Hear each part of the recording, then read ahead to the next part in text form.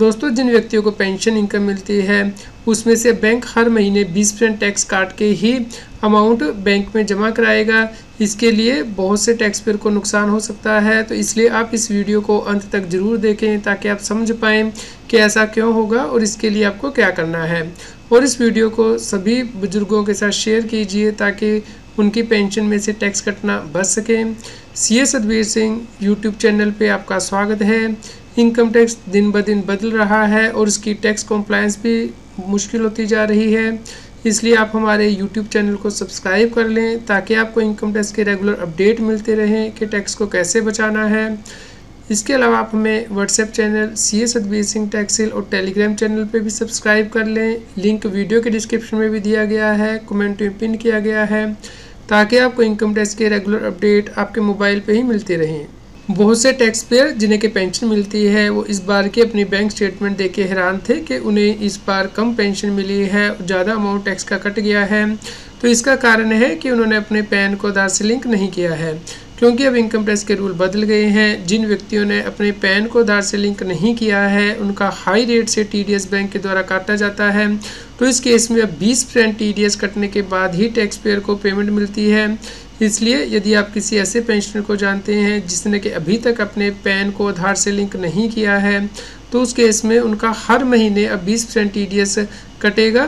तो इसके लिए आपको क्या करना है, इसके लिए आपको इनकम टैक्स की वेबसाइट पे जाना है और वहाँ पे अपने पैन को आधार से लिंक करना है। तो यहाँ पे होम टैब के अंतर्गत ये आप देख सकते हैं कि क्या आपने अपने पैन को आधार से लिंक कर लिया है। तो इसके लिए लिंक भी दिया गया है यहाँ पे। तो यहाँ पे आप लिंक आधार स्टेटस में जाके देख सकते हैं कि आपका पैन आधार से लिंक है। यदि पैन आधार से लिंक नहीं होगा तो उस केस में बैंक पेंशन देने से पहले आपका 20% टीडीएस काट लेगा। और यदि आपका पैन आधार से लिंक नहीं है तो यहाँ पे लिंक आधार पे क्लिक करके आपको पैन को आधार से लिंक करना है। इसके लिए 1000 की लेट फीस एप्लीकेबल हो सकती है, इसलिए सभी बुजुर्गों से ये निवेदन है कि वो अपना पैन आधार स्टेटस चेक कर लें कि क्या लिंक है। यदि लिंक नहीं है तो यहाँ पे जाके लिंक कर लें, नहीं तो हर महीने बैंक के द्वारा 20% टीडीएस काटने के बाद ही आपकी पेंशन दी जाएगी। तो आप अपनी पेंशन को हर महीने ज़रूर चेक करें कि कितनी पेंशन लास्ट मंथ आई थी और कितनी पेंशन इस महीने आई है। यहाँ पे आपको ये भी ध्यान रखना है कि यदि आपका टीडीएस कट जाता है तो उस केस में यदि आपने पैन नंबर दिया हुआ है अपने बैंक को तो ये टीडीएस सर्टिफिकेट आपको कलेक्ट करना है बैंक से, और जब आप अपनी इनकम टैक्स की रिटर्न फाइल करेंगे उसमें आपको रिफ़ंड क्लेम करना है या जो एडजस्टमेंट है वो क्लेम करनी है। तो इस प्रकार यदि आपने अभी से कोई एक्शन नहीं लिया है तो जल्दी से एक्शन ले लीजिए, क्योंकि इनकम टैक्स का रिफ़ंड मिलने में देरी होती है। तो अभी से आप ये इंश्योर कीजिए कि आपका कम टैक्स कटे। यहाँ पे आपको ध्यान रखना है कि यदि कोई बुजुर्ग 80 साल से ज़्यादा है तो उसे अपने पैन को आधार से लिंक करने की आवश्यकता नहीं है, या फिर वो यदि असम, मेघालय, जम्मू एंड कश्मीर में रहता है तो उस केस में भी आपको उसे अपने पैन को आधार से लिंक करने की आवश्यकता नहीं है।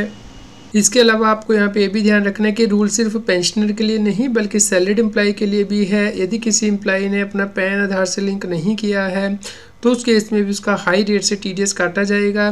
जैसे कि आप यहाँ पे लेटर देख रहे हैं, ये लेटर बैंक के द्वारा अपने एम्प्लॉय को भेजी गई है जिसने कि अपने पैन को आधार से लिंक नहीं किया था फाइनेंशियल ईयर 23-24 में।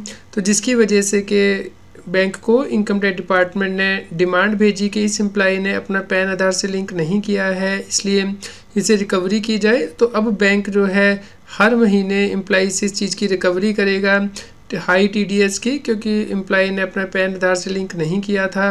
तो यहाँ पे देखिए 79,000 रुपीज़ से ज़्यादा की डिमांड निकाली गई है, यानी कि 20% टीडीएस जो है वो काटना था बैंक ने, जो कि नहीं काटा है। तो यदि आपका भी ऐसा कोई केस है जहाँ पे कि आपने पैन को आधार से लिंक नहीं किया है तो उस केस में आपका पैन इनऑपरेटिव कर दिया जाता है, इसलिए आपको उसे ऑपरेटिव करना है। तो जब आप अपने पैन को ऑपरेटिव कर लेंगे उसके बाद आपका जो टीडीएस कटा है उस आप रिफ़ंड क्लेम करेंगे। इसके लिए आपको अपनी इनकम टैक्स की रिटर्न रिवाइज करनी होगी। तो आप ये ध्यान रखें कि आप अपने पैन को आधार से लिंक कर लें। तो आप इस वीडियो को सभी लोगों के साथ शेयर कीजिए ताकि सभी लोगों तक ये जानकारी पहुंच पाए और वो इनकम टैक्स की कॉम्प्लायंस कर सकें और अपना टैक्स बचा सकें। रेगुलर टैक्स अपडेट के लिए इस चैनल को सब्सक्राइब करें। आप हमें Telegram app CA Satbir Singh टैक्सिल पर ज्वाइन कर सकते हैं ताकि आप जीएसटी और इनकम टैक्स के रेगुलर अपडेट अपने मोबाइल पर ही प्राप्त कर सकें।